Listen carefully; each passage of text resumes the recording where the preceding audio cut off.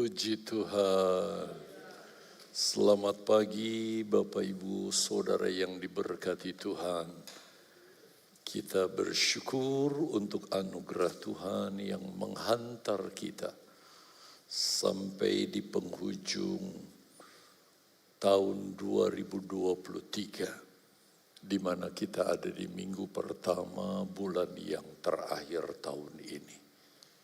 Tinggal beberapa hari ke depan kita akan masuk tahun yang baru. Lebih dekat lagi dengan waktu kedatangannya. Jadi sadar atau tidak sadar, tahun demi tahun yang kita lewati membawa kita lebih dekat dengan kedatangan Yesus kedua kali. Nah, apa yang harus kita lakukan dalam kehidupan kita? Salah satu yang bisa kita tiru contoh adalah seperti yang dilakukan oleh jemaat di Philadelphia. Sebab itu tema khotbah pagi hari ini adalah jemaat Philadelphia yang melayani Yesus. Yesus yang menutup waktu untuk kita melayani, Yesus juga yang membuka. Nah, mumpung masih terbuka, yuk kita tiru jemaat Philadelphia, layanilah Yesus. Melayani itu bukan domain dari kami hamba-hamba Tuhan yang full time untuk ada di ladang Tuhan melayani jemaat, tetapi itu adalah kewajiban setiap orang yang sudah diselamatkan. Saya tidak mau berlama-lama, saya juga ingin berpegang sepenuhnya kepada catatan supaya saya bisa menyelesaikan dengan tuntas bahasan ini. Kita buka Wahyu pasal yang ketiga ayat yang ke-8. Setelah kita membahas ayat yang ke-7, sekarang kita bahas ayat 8. Demikian Wahyu 3 ayat yang ke-8. Aku tahu segala pekerjaanmu. Saya memberi huruf bold di kata ini. Selanjutnya, lihatlah.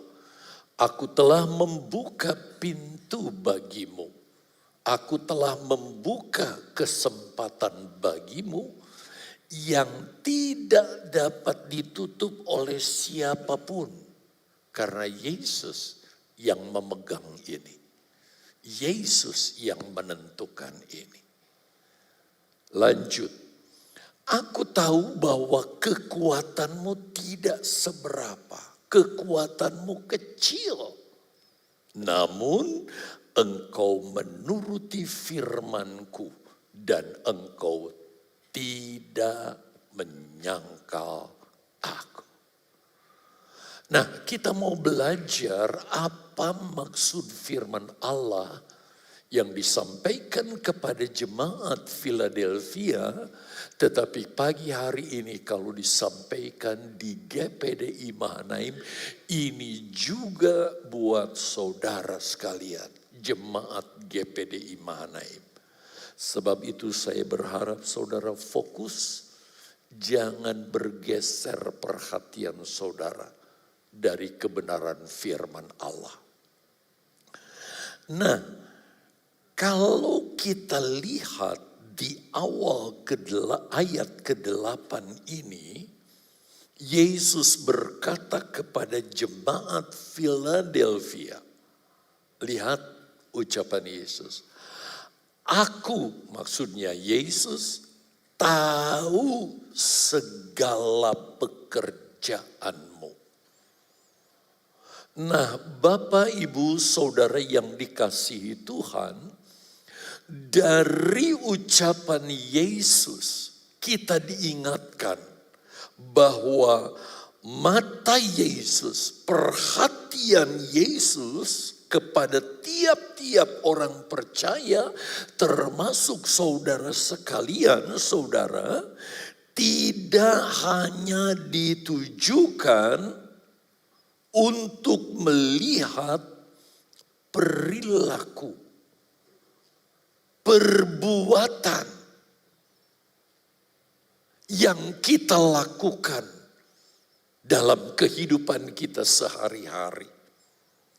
Dia juga tidak hanya memperhatikan aktivitas roh kita. Walaupun kita, sesama kita, tidak dapat melihat roh kita, tapi Tuhan Yesus dari sorga, Dia dapat melihat apa yang roh saudara lakukan, kerjakan. Dia juga memperhatikan jiwa kita, yaitu kehendak kita, pikiran kita, rencana kita, niat kita. Dan juga dia memperhatikan aktivitas tubuh kita. Apa yang kita kerjakan, apa yang kita lakukan.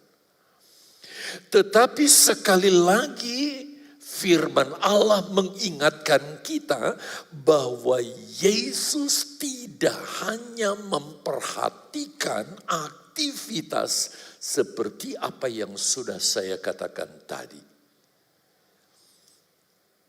Tapi lihat, perhatikan bahwa Yesus juga melihat, memperhatikan, mengamati, serta menilai pekerjaan. Saya garis bawahi sekali lagi, pekerjaan yang kita lakukan atau perbuat. Dan yang dimaksud pekerjaan di sini, Bapak Ibu Saudara yang dikasihi Tuhan, bukan hanya berbicara tentang usaha atau bisnis atau apa yang kita lakukan untuk memenuhi kebutuhan hidup lahiriah kita sehari-hari. Bukan sebatas itu yang Tuhan perhatikan.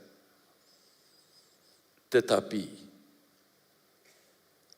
istilah pekerjaan di ayat ini atau maksud kata pekerjaan yang Yesus katakan di awal ayat 8 ini, itu tidak lain berbicara tentang pelayanan dan pengabdian yang kita lakukan kepada Yesus karena kita adalah orang-orang yang sudah ditebus dan diselamatkan oleh Yesus. Sampai di sini coba evaluasi diri kita. Apakah Yesus melihat apa yang sudah kita kerjakan? Karena kita terlibat melayani Tuhan. Karena kita mengabdikan diri kita untuk melayani Tuhan. Kenapa? Karena Yesus perhatikan. Jadi sekali lagi pekerjaan di sini bukan hanya sekedar aktivitas roh, jiwa dan tubuh kita, aktivitas badan dan seluruh keberadaan kita karena kita bekerja untuk memenuhi kebutuhan rumah tangga dan keluarga kita. Tapi jangan lupa Yesus juga memperhatikan pelayanan dan pengabdian kita sebagai orang-orang yang sudah ditebus dan diselamatkan oleh Yesus melalui karyanya bagi kita di kayu salib yang kita rayakan pagi ini. Coba mundur 1 minggu. Selain saudara mengerjakan kewajiban saudara sebagai bapak rumah tangga, ibu rumah tangga, anggota rumah tangga, apakah saudara juga sudah mengerjakan pelayanan pengabdian yang Yesus inginkan untuk kita kerjakan? Sekali lagi, Yesus. Perhatikan. Nah, dari sini kita bisa tarik kesimpulan bahwa sebagai pengikut Yesus yang sudah dibenarkan dan diselamatkan oleh Yesus karena karya Yesus di atas kayu salib. Yesus tidak hanya ingin kita kuat, teguh dalam iman, setia dalam mengiring Tuhan. Tetapi Yesus juga menghendaki agar kita semua memberi diri kita untuk melayani dan mengabdikan semua yang ada di dalam diri kita ini sesuai dengan talenta, kapasitas, kemampuan yang kita miliki bagi kemuliaan Tuhan. Untuk itu, walaupun cukup panjang, tidak salah kita membaca ayat ini. 1 Petrus 4 ayat 7 sampai 11. Saya senang kalau saudara bawa catatan atau bisa mencatat di HP saudara. Lalu saudara ulang-ulang perhatikan dan baca ayat ini di rumah saudara. 1 Petrus 4 mulai ayat 7. Lihat saudara. Kesudahan segala sesuatu sudah dekat. Karena itu kuasailah dirimu dan jadilah tenang supaya kamu dapat berdoa. Saudara, kita diingatkan di ayat 7. Bahwa kesudahan segala sesuatu. Bukan hanya secara pribadi, kesudahan hidup kita sudah dekat. Sewaktu-waktu bisa dipanggil Tuhan. Tetapi secara umum, kiamat itu sudah dekat, katakanlah gitu. Gampangnya. Sebab itu kita tenang dan kita tetap hidup dalam doa. Ayat 8. Tetapi yang terutama. Jadi bukan hanya tenang, tetap berdoa. Ada yang utama. Kasihilah sungguh-sungguh seorang akan yang lain. Sebab kasih menutupi banyak segala dosa. Minimal pelayanan kita sehubungan dengan waktu yang pendek, yang sewaktu-waktu. Waktu kita, pelayanan kita bisa habis karena secara pribadi paket waktu kita sudah habis. Tapi secara umum juga kedatangan Yesus sudah semakin dekat. Itu sebabnya yuk kita layani seorang yang lain dengan kasih. Jadi gak ada yang gak melayani. Semua wajib melayani. 9. Berilah tumpangan seorang akan yang lain dengan tidak bersungut-sungut. Kalau memang kita punya kemampuan, sedangkan ada orang yang sangat membutuhkan, kita bisa melakukan dengan cara itu, lakukanlah tanpa bersungut-sungut. Inilah ajarannya GPDI Mahnaim, padahal jelas firman Tuhan katakan harus melayani dan sebagainya. Saudara, lakukanlah ini karena ini kehendak Tuhan. Jadi kita harus melayani, gak ada penonton sebagai orang Kristen. 10. Layanilah seorang akan yang lain sesuai dengan karunia yang telah diperoleh tiap-tiap orang sebagai pengurus yang baik dari kasih karunia Allah. Biarlah kita dinilai oleh Yesus sebagai pengurus dari komunitas kerajaan Allah yang melayani saudara sesuai kapasitas kita. Tidak ada orang yang gak punya kapasitas. Sekecil apapun dia punya. punya kemampuan saudara. Jadi nggak ada alasan untuk kita nggak melayani. 11. Jika ada orang yang berbicara, bisanya dia berbicara dengan cara apa? Bukan hanya di mimbar saja kesempatan bicara. Ketika ada orang perlu nasihat, orang perlu petunjuk, berbicaralah. Dan dianjurkan kita berbicara sebagai orang yang menyampaikan firman Allah. Artinya kalau kita bicara jangan keluar dari firman Allah. Bahkan pakai tayul-tayul segala, pakai segala yang bukan dari firman Allah. Dasarnya firman Allah.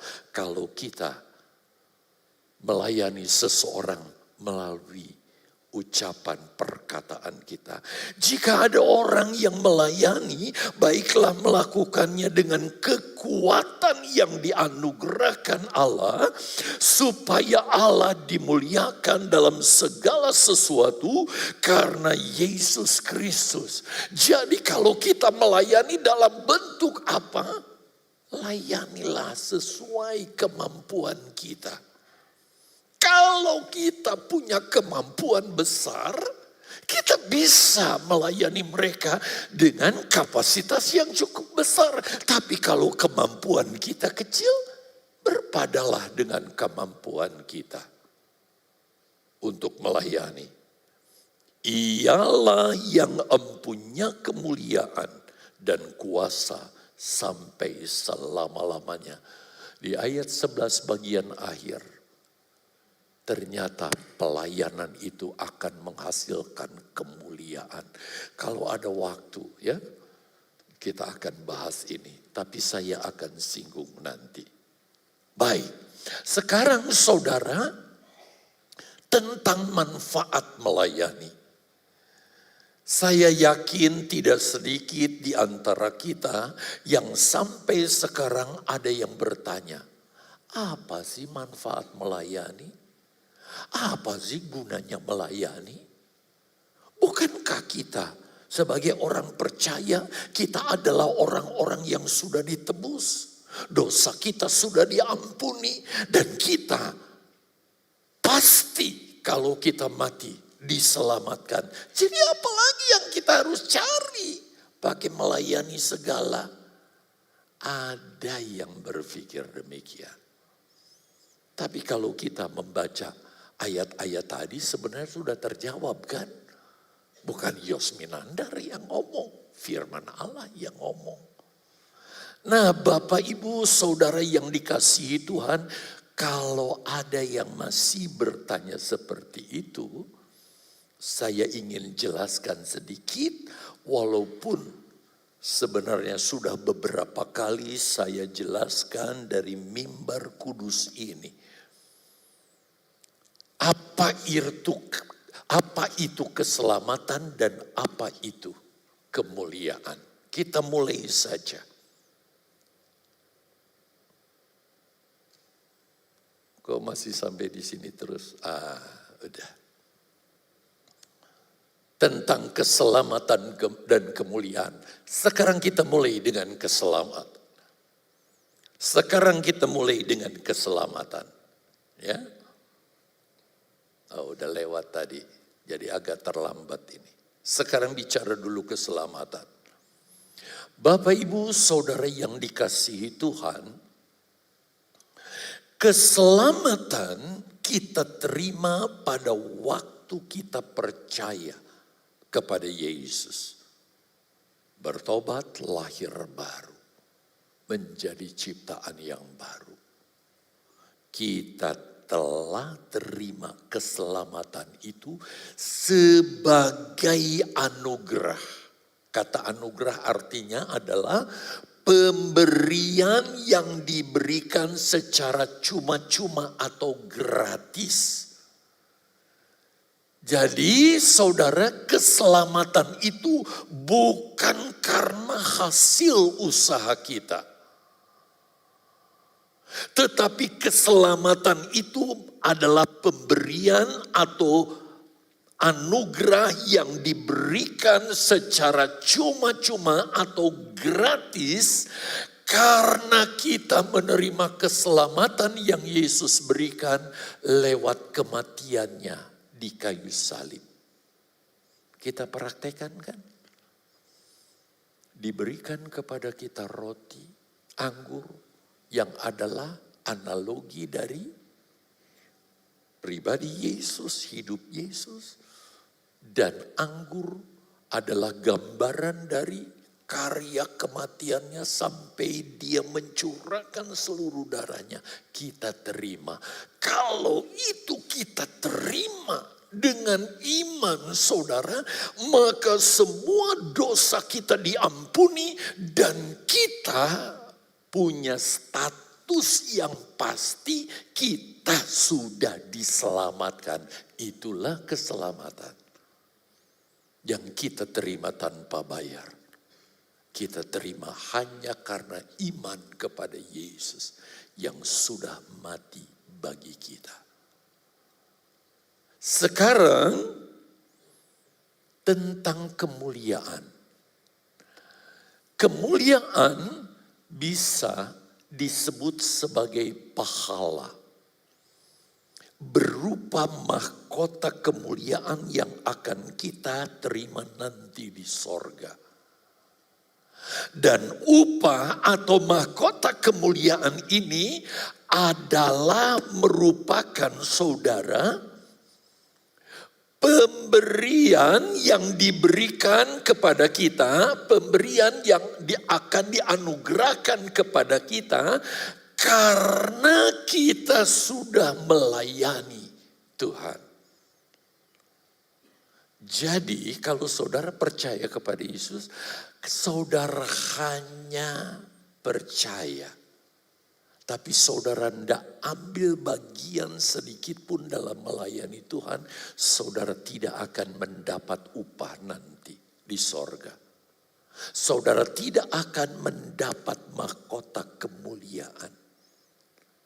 Tetapi kalau selama saudara percaya kepada Yesus dan menjadi orang yang diselamatkan, sepanjang hidup kita selama Tuhan belum menutup kesempatan buat kita, kita diberikan kesempatan hidup.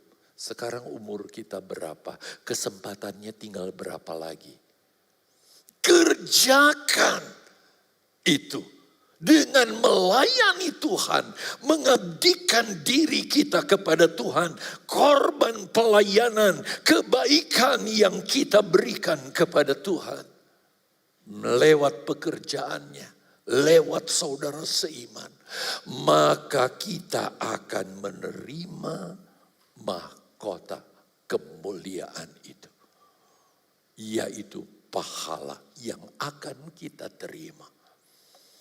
Itu sebabnya Bapak Ibu saudara yang dikasihi Tuhan, siapapun saudara yang hadir pada pagi hari ini, kalau kita telah percaya kepada Yesus dan kita sudah diselamatkan di dalam Yesus, maka sekarang yang harus kita lakukan adalah, lihat ini.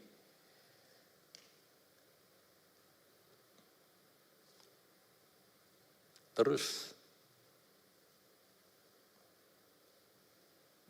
lihat titik pertama, kita harus gunakan semua potensi yang masih ada di dalam diri kita.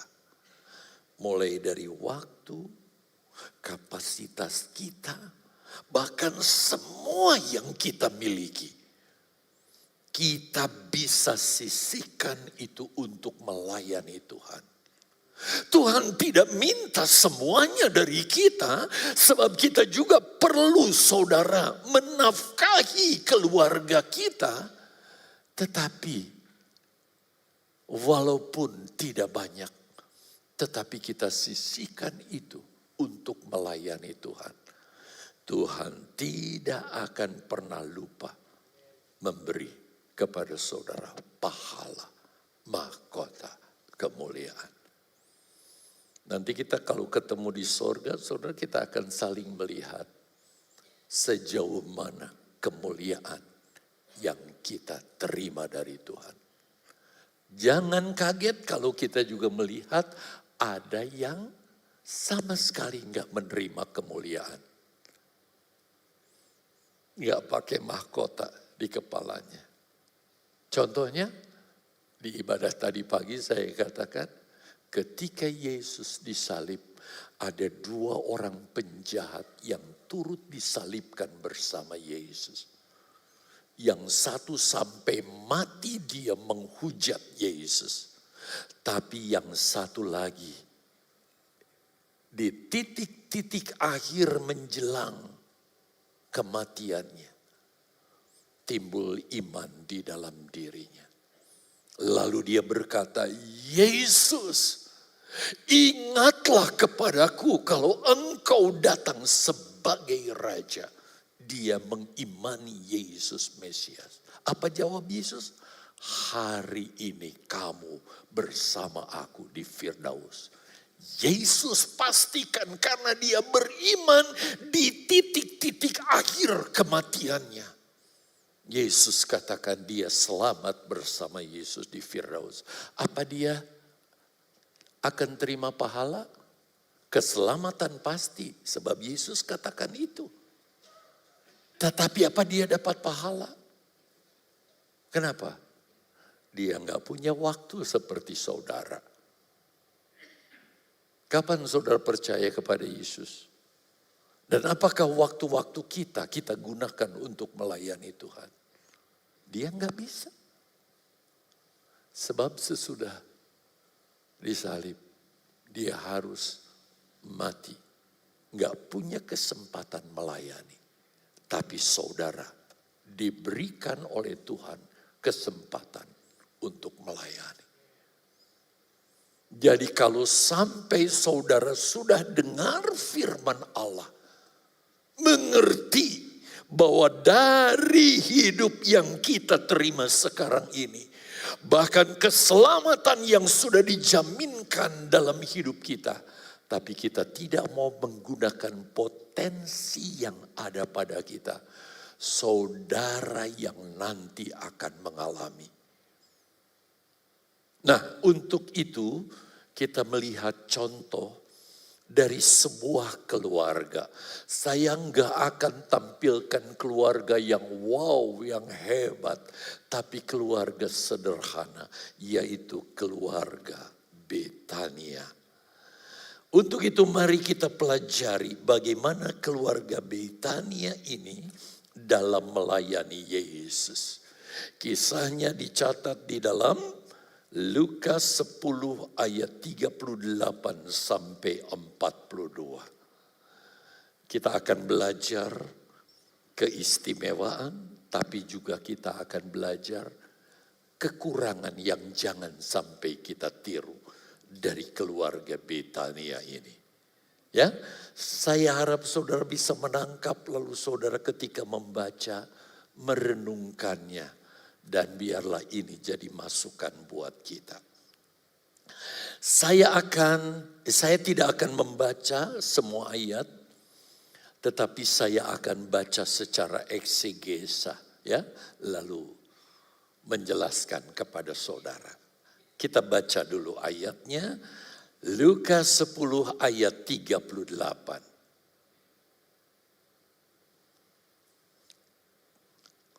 Kita akan baca dulu ayatnya, Lukas 10 ayat 38. Oke. Ketika Yesus dan murid-muridnya dalam perjalanan apa? Melancong, melayani. Tibalah ia di sebuah kampung.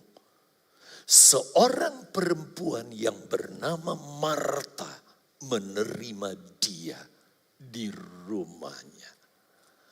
Dari ayat yang ke-38 ini kita melihat ketika Yesus melakukan perjalanan pelayanan saudara, maka Yesus tiba di sebuah desa yang bernama Betania.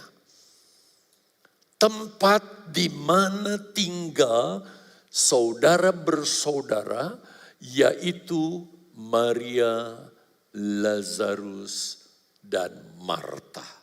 3 bersaudara.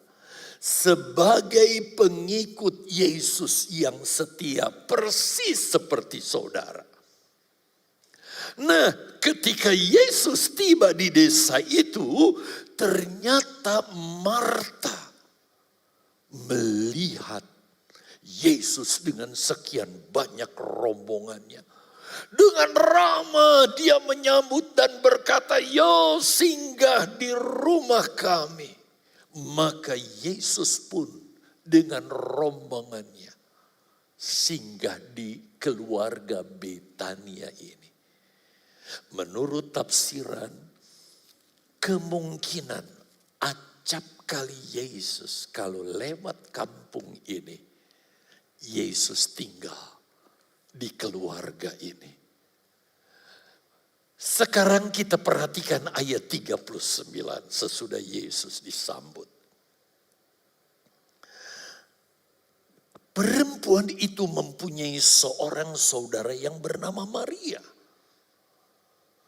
Maria ini duduk dekat kaki Tuhan dan terus mendengarkan perkataan Yesus. Saudara perhatikan.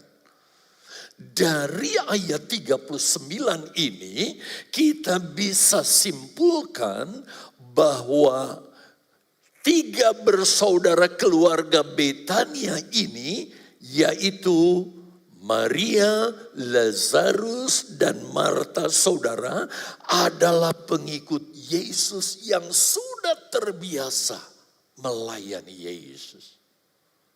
Saudara, kalau bisa, seluruh keluarga saudara ya, papa, mamanya, atau istri, anak-anak juga. Bukan hanya sekedar jadi anggota gereja. Tapi saudara juga terlibat melayani seperti keluarga Betania ini. Mereka melayani Yesus sesuai talenta yang mereka miliki. Dan bila kita merinci satu demi satu atau pribadi demi pribadi, kita mulai saja dari Maria. Maria, spesifikasi pelayanannya adalah sebagai seorang pendoa yang sangat mencintai Tuhan. Saudara, jangan sepelekan doa. Doa pagi, doa ada doa rayon ya atau apa? Doa wadah, doa raya, doa kelompok, saya nggak tahu berapa banyak macam lagi doa. Doa itu suatu pelayanan yang sangat berharga. Sebab kalau saudara berdoa bersama-sama, saudara tidak hanya difokuskan untuk mendoakan kepentingan saudara, keluarga saudara, tetapi saudara juga mendoakan jemaat. Itu ada mahkotanya, saudara, jangan pandang enteng. Itu sebabnya saat Yesus mengajar atau menyampaikan firman Allah, kita melihat Maria beda dengan Marta. Maria secara tekun, kusuk, duduk mendengarkan firman Allah. Mungkin zaman sekarang dia mencatat, kalau zaman saya masih mencatat. Kalau sekarang catatnya pakai HP ya. Oh ayatnya ini, oh begini-gini. Supaya dia bisa share kepada rekan-rekannya. Ini spesifikasi pelayanan Maria. Sedangkan adiknya yang kecil namanya Marta, pelayanannya saya pakai istilah di sini, pelayanan meja. Karena memang itu kecakapannya. Mungkin ini pun jadi penjelasan buat saudara bahwa dalam pekerjaan ada dua macam atau dua jenis pelayanan. Yang disebut pertama pelayanan meja. Pelayanan mimbar. Inilah yang biasa dilakukan oleh hamba-hamba Tuhan. Itu sebabnya saudara melihat orang-orang yang berdiri di sini gak sembarang orang. Hanya mereka yang berstatus sebagai hamba Tuhan. Atau yang dipercaya untuk memberikan pelayanan firman. Inilah yang disebut pelayanan mimbar. Sedangkan pelayanan meja, semua bentuk pelayanan lepas dari pelayanan mimbar ini dikategorikan sebagai pelayanan meja. Jadi yang saudara lakukan sejauh ini, baik ada event atau tidak, saudara sibuk melakukan ini dan itu. Sampai membersihkan saudara gereja ini. Merawat gereja ini. Seperti yang dilakukan oleh orang tertentu ketika memerlukan apa ini dan itu tentang perawatan ini dia lakukan. Itulah pelayanan meja. Nah, Marta melakukan pelayanan meja. Yang spesifikasinya nanti kita akan melihat saudara bagaimana pelayanan yang dilakukan oleh Marta ini. Perlu diketahui pelayanan meja tidak lebih rendah dari pelayanan mimbar. Jangan saudara berpikir, kalau saudara nanti dipercaya melayani di mimbar ini khotbah, barulah itu keren. Kalau cuma pelayanan meja, menyambut tamu ini dan itu, hospitality dan sebagainya, menyediakan konsumsi dan sebagainya, itu kecil, gak ada gunanya. Salah. Saudara mempunyai peluang yang sama dengan pelayan-pelayan mimbar untuk menerima kemuliaan kalau saudara benar-benar melakukannya dengan sungguh-sungguh di hadapan Tuhan. Kita melihat di sini saudara, saat Yesus tiba, Maria, dia duduk di kaki Yesus. Tetapi Marta, dia sibuk mungkin mulai dengan menyediakan fasilitas. Berapa orang sih yang hadir?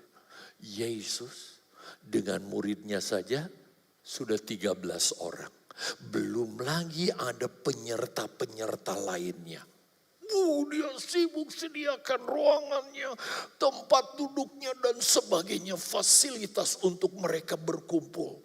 Sampai kemeringat dia begitu rupa melakukan tugasnya saudara. Karena dia bertanggung jawab melayani.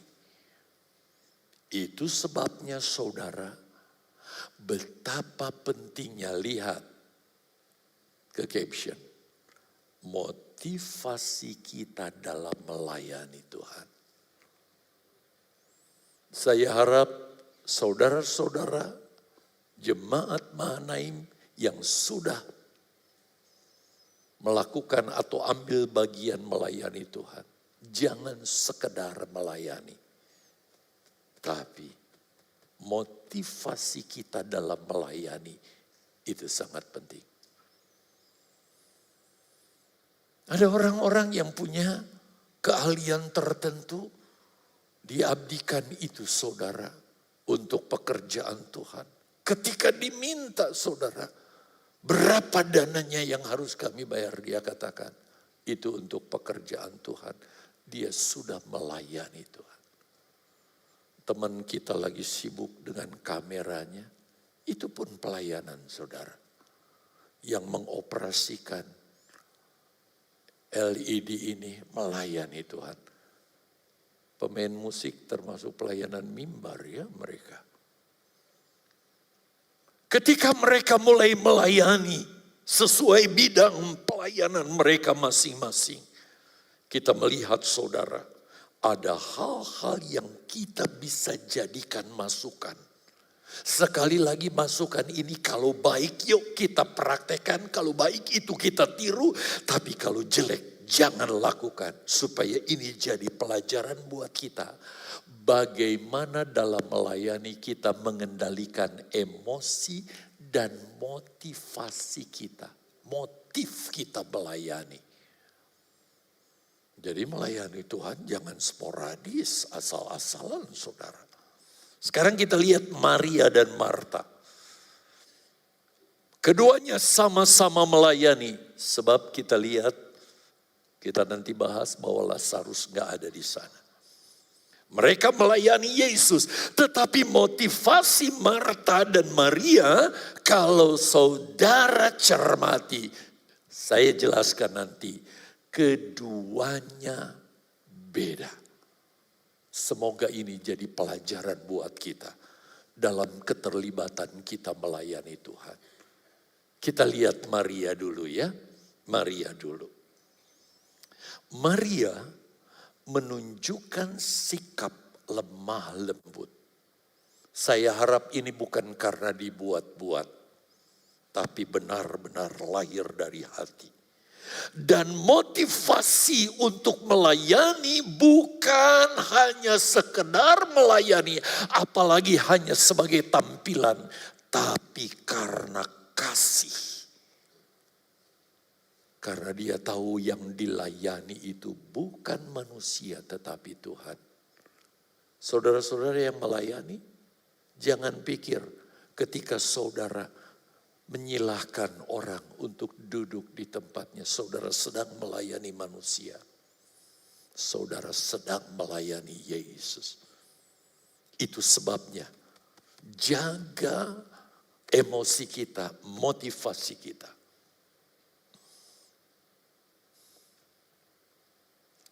Berbeda jauh tentang emosi dan motivasi yang kita bisa lihat mengenai pelayanan Marta. Kita baca dulu saja ayatnya. Lukas 10 ayat 40. Oke. Sedang Marta, tadi kita membahas Maria. Sekarang sedang Marta sibuk sekali melayani. Ketika dia sibuk melayani sana sini saudara, lalu dia melihat saudaranya, kakaknya, Maria, ternyata sedang duduk di kaki Yesus.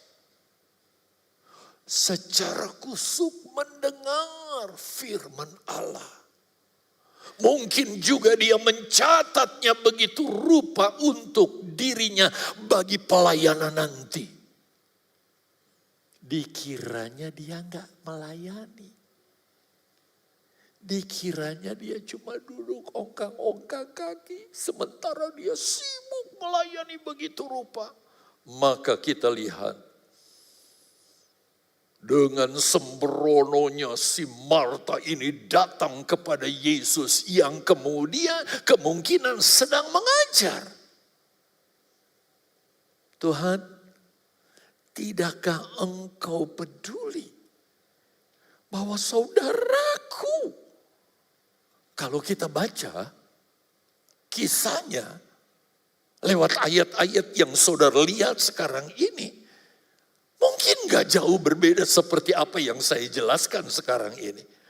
Membiarkan aku melayani sendirian, lihat keringatku, aku capek Tuhan. Suruh dia membantu aku. Saudara, dalam melayani, jangan kita banding-bandingkan. Kalau memang kita punya spesifikasi pelayanan tanggung jawab pelayanan seperti itu. Lakukanlah. Sebagai seorang hamba yang melakukan kepada majikan kita Yesus dengan sebaik-baiknya. Bukan dengan emosi, kecemburuan dan sebagainya. Ini kita lihat tentang Marta. Lebih jauh daripada itu saudara, kita melihat bagaimana emosi Marta yang begitu meledak-ledak. Tetapi apakah tanggapan Yesus ketika Marta memberi usulan seperti itu yang menurut pikirannya, mungkin juga menurut nalar kita, betul juga si Marta ini. Kau membiarkan saudaranya, tapi lihat penilaian Yesus. Itu sebabnya kita lihat sekarang bagaimana tanggapan Yesus ketika datang usulan dari Marta tentang kakaknya yang mempunyai spesifikasi pelayanan lain. Itu sebabnya jangan sampai ada jemaat, pendeta itu enak ya, capeknya cuma hari Minggu, Senin, Selasa, Rabu, Kamis, Jumat, Sabtu, ongkang-ongkang kaki, diong-diongan katanya kemana-mana. Hei saudara, coba lihat gembala saudara kalau ada di Tegal. Yuk kita lihat sekarang saudara, Lukas pasal 10 ayat yang ke-41 dan 42. 41. Tetapi Tuhan, gak salah kalau saya terjemahkan, tetapi Yesus menjawabnya. Marta, Marta, engkau khawatir menyusahkan diri dengan banyak perkara. 42. Tetapi hanya satu saja yang perlu. Maria telah memilih bagian yang terbaik, yang tidak akan diambil daripadanya. Gak mungkin mahkota itu ada yang bisa copot dari kepalanya. Ini mahkotaku. Dengan lain kata, pelayanan Maria dinilai di mata Allah, di mata Yesus begitu hebat, luhur dan mulia. Itu sebabnya, please jemaat, jangan kita menjustifikasi seseorang ketika mereka bekerja, melayani. Sebab Tuhan dari tempat yang maha tinggi, Dia yang melihat isi hati kita dalam kita melayani Tuhan. Mungkin ada orang ketika dia mengambil dananya untuk dipersembahkan kepada Tuhan. Ketika kita tahu jumlahnya, medite orang itu. Padahal memang kapasitasnya cuma mampu segitu. Apa artinya kalau kita punya dana miliaran, kita kasih 100 juta, kelihatannya wow 100 juta. Dibandingkan orang yang punya 10.000 untuk makan hari ini, dia ambil 1.000 untuk pekerjaan Tuhan. Itu sebabnya kita, jangan saudara menilai berlebihan dalam hal ini. Tetapi hargai setiap pelayanan yang dilakukan. Itu sebabnya mari kita lihat catatan ini. Di awal saya sudah katakan bahwa keluarga Betania ini terdiri dari 3 saudara, bukan? Si sulung, Maria, Lazarus, dan adiknya yang paling kecil Marta. Tetapi pertanyaannya sampai saya membahas ini, kita enggak temukan saudara yang namanya Lazarus ini melakukan aktivitas ketika Yesus datang di Betania. Bahkan dia enggak turut beribadah sehingga namanya pun tidak disinggung. Saudara yang dikasihi Tuhan, Kenapa Lazarus? Rupanya sepeninggal ayah ibunya. Jadi mereka ini yatim piatu. 3 bersaudara, Maria, Lazarus, dan Marta ini harus memenuhi kebutuhan hidup mereka dengan bekerja. Dan karena Lazarus satu-satunya laki-laki, dia diberi beban untuk mencari rejeki bagi kebutuhan mereka bertiga. Itu sebabnya ketidakhadiran Lazarus, karena Lazarus harus bekerja, cari nafkah, memenuhi kebutuhan. Artinya Maria, Marta, dan Lazarus sangat sederhana. Miskin boleh dikata. Tapi dengar jemaat, jangan kesederhanaan kita. Jangan karena kita tidak memiliki apa-apa, lalu saya miskin jadi saya enggak melayani. Kita punya bermacam-macam potensi dari keberadaan kita. Kalau enggak ada uang, ada mungkin tenaga. Kalau tenaga enggak mampu, kita pasti punya pikiran. Kita punya ide dan sebagainya, dan masih banyak lain cara untuk kita melayani Tuhan. Saudara yang dikasihi Tuhan, keadaan keluarga Betania ini selaras dengan jemaat yang sedang kita pelajari, yaitu jemaat di Philadelphia. Coba kita kembali melihat Wahyu pasal 3 ayat 8, katakan begini. Kalau ayat ini sudah saya sediakan. Semua perhatikan supaya saudara tahu bahwa keluarga Betania dengan jemaat Philadelphia identik. Sederhana. Aku tahu segala pekerjaanmu. Saya sudah terjemahkan kan pekerjaan di sini. Bisa kita artikan, aku tahu segala pelayananmu, pengabdianmu kepadaku.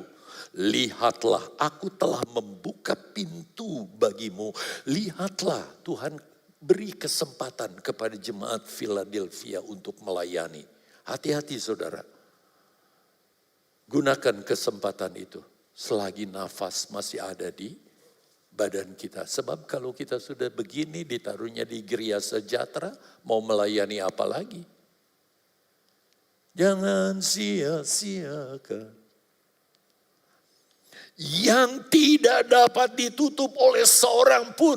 Gak ada orang bisa cabut nyawa kita kalau Yesus tidak izinkan. Karena pemegangnya adalah Yesus. Aku tahu bahwa semua jawab. Ayo dong, saya mulai. Aku tahu bahwa jemaat di Philadelphia kekuatannya nggak seberapa. Jemaat Philadelphia, jemaat yang sederhana. Tetapi atau namun di ayat ini, engkau semua jawab.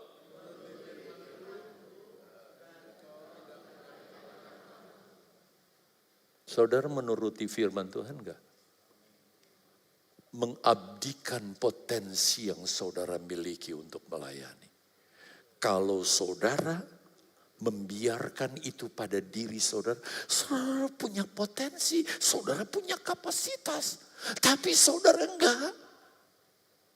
Lakukan enggak, karyakan itu busuk di dalam diri saudara. Nah nanti saudara akan membawa itu di kuburan. Cuma jadi monumen. Itu sebabnya saya ingat betul Pendeta Hani katakan, bangunan apa yang termahal di dunia? Bukan menara dengan puncak sekian banyak, tapi kuburan. Karena di kuburan itulah dikubur, disimpan, ditanam jadi busuk, potensi yang luar biasa. Jangan sampai nanti kuburan kita, telah dipanggil Tuhan ini, potensinya luar biasa tapi nggak pernah dipakai. Karena saudara nggak melayani Tuhan.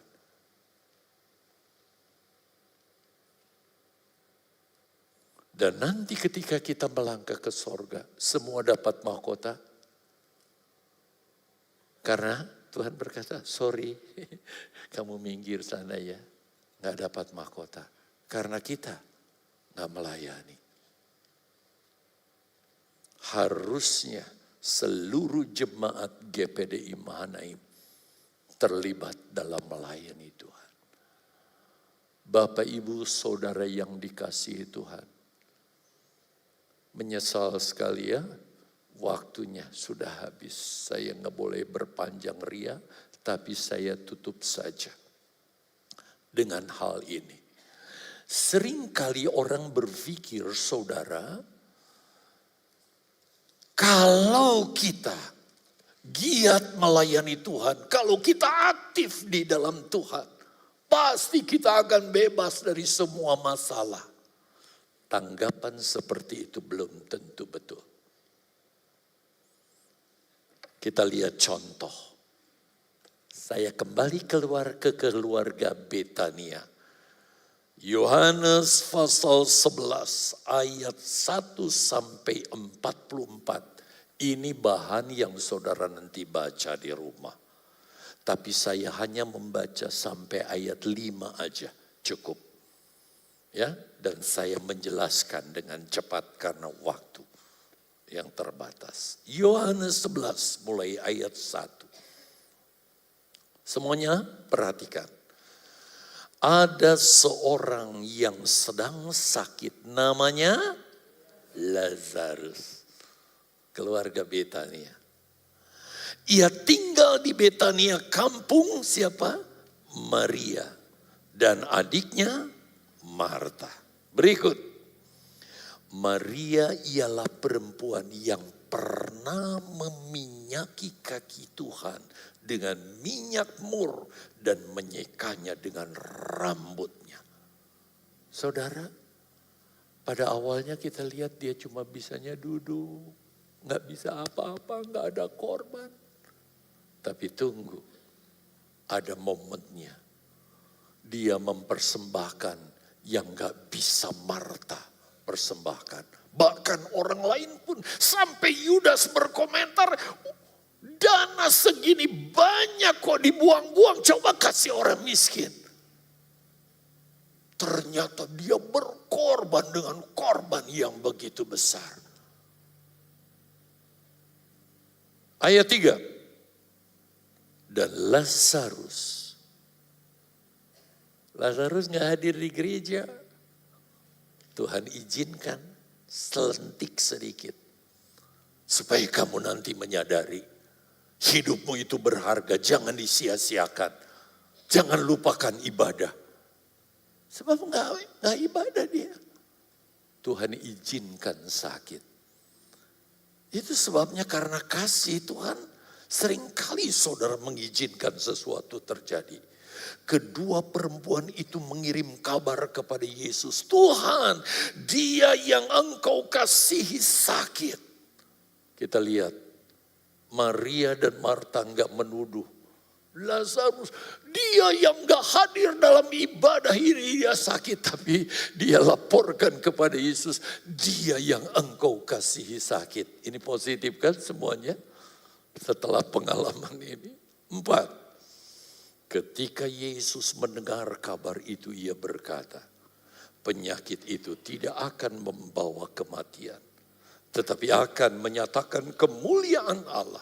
Sebab oleh penyakit itu, anak Allah akan dimuliakan. Terakhir 5, Yesus memang mengasihi Marta dan kakaknya Lazarus. Saudara yang dikasihi Tuhan, kita lihat Yesus izinkan mereka mengalami pengalaman yang benar-benar menyakitkan. Kenapa? Ketika Yesus sudah diundang, ternyata Yesus tidak datang langsung. Mana Lazarus yang sakit? Kalau saudara baca kisahnya, dia tunda 2 hari lagi. Sehingga ketika Yesus datang, dibilang, Kasep, orang yang aku laporkan sekarang sudah dikubur dan sudah 4 hari di kuburan.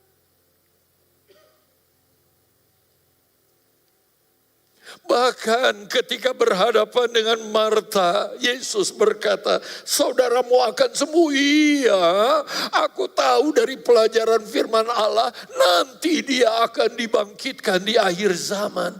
Dia gak percaya Yesus kebangkitan dan hidup. Berbeda ketika Yesus hampiri Maria. Ketika Yesus menyapa Maria, Maria bercerita tentang keadaan kakaknya yang sekarang sudah mati. Ketika mendengar laporan Maria, ayat firman Allah katakan, hati Yesus masgul. Dia terenyuh, dia begitu sedih sampai dikatakan dia menangis, saudara. Lalu bertanya sekali lagi, di mana saudaramu itu sekarang dikubur? Waktu Maria kembali menceritakan, Yesus enggak tahan lagi. Dia menangis begitu rupa dan mengajak, mana kuburannya, bawa aku ke sana. Dan ketika mereka melihat kubur itu, Yesus berkata, buka batu kubur itu. Sampai ada yang mencegah. Percuma, sudah 4 hari, sudah busuk. Tapi Yesus berkata, Lazarus, bangkitlah. Dan kalau saudara baca di pasal 12, diadakan perjamuan, ibadah. Ketiga-tiganya lengkap. Lazarus yang tadinya tidak hadir dalam ibadah, sekarang dia mulai menghargai, menilai betapa pentingnya ibadah itu. Sehingga dia duduk hadir di ibadah. Marta gimana? Yang tadinya bawel banget mulutnya, saudara. Kali ini dia sadar melayani. Bukan untuk menyombongkan diri. Tapi dengan hati, tiba-tiba datanglah Maria, diam-diam. Dia membawa 1 buli-buli minyak narwastu yang mahal harganya. Dia persembahkan. Apa yang kita bawa kepada Tuhan? Biarlah pelayanan itu menjadi karakteristik hidup kita.